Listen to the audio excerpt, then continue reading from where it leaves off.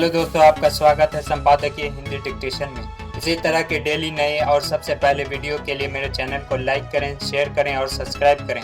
Bell icon पर click करें ताकि हमारे वीडियो के नोटिफिकेशन आपको सबसे पहले मिल जाए। डिक्टेशन 5 सेकंड में स्टार्ट होगा। 5, 4, 3, 2, 1, स्टार्ट। खाद, बीज और बीमा ये तीन शब्द किसानों के लिए दंश बन गए हैं। देश के हर हिस्से से इन तीनों क्षेत्रों में किसानों से ठगी की खबरें लगातार सामने आती रही है।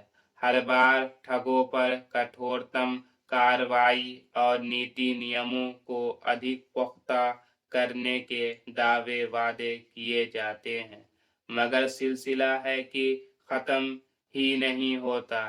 अब ताजा मामला छत्तीसगढ़ के दुर्ग जिले से सामने आया है। यहाँ एक बीज उत्पादक कंपनी ने किसानों को हाइब्रिड धान नर नारी का बीज बेचा। किसानों ने करीब 1200 एकड़ में खेती शुरू की और खेत लहलहाने लगे।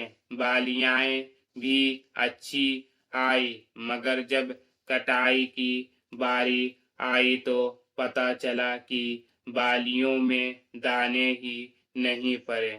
जब किसान कंपनी से मुआवजा मांग रहे हैं तो प्रदेश के कृषि मंत्री यह कहकर पल्ला झाड़ रहे हैं कि कंपनी बड़ी है और फिर फसल बीमा तो किसानों ने कराया ही होगा।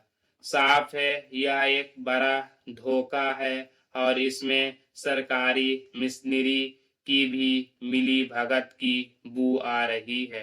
अतीत साक्षी है इस बात का कि खेती किसानी के क्षेत्र में काम करने वाली कंपनियों पर कभी बहुत प्रभावी कार्रवाई नहीं होती है। जिन कंपनियों को ब्लैक लिस्टेड किया जाता है वे नाम बदलकर नए इलाके में काम शुरू कर देती हैं, अर्थात वे अपने धोखे के धंधे को एक कोने से दूसरे कोने तक ले जाकर सरकार और किसान दोनों की आंखों में धूल झोंकती रहती हैं।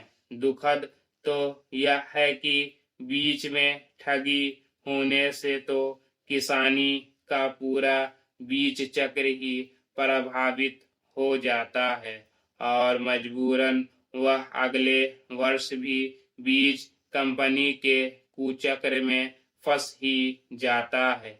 रही बात फसल बीमा की, उसकी तो पूरी व्यवस्था ही गोलमाल है।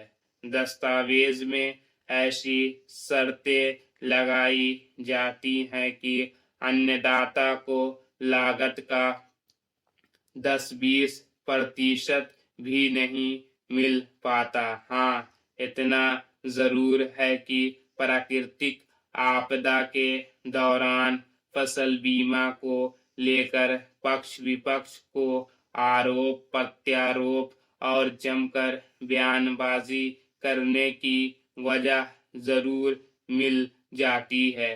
किसान आंदोलन के चलते पूरे देश में किसान अपने अधिकारों के प्रति जागरूक हुए हैं, तो यह वक्त इस बात का भी है कि सरकारें खेती को मुनाफे का धंधा बनाने की दिशा में और भी सजग होकर रीति नीति बनाएं। किसानों से धोखा करने वालों को दंडित करने में किसी तरह की देरी नहीं की जानी चाहिए, तो साथ ही किसानों का भरोसा भी सरकार को जीतना चाहिए। कृषि क्षेत्र से जुड़ी समस्याएं मुद्दत से समाधान की बात जो रही है, अन्नदाता को कई बार छला जा चुका है और उसका सब्र अब जवाब देने लगा है। Stop. Thanks for watching. Please like, share or subscribe.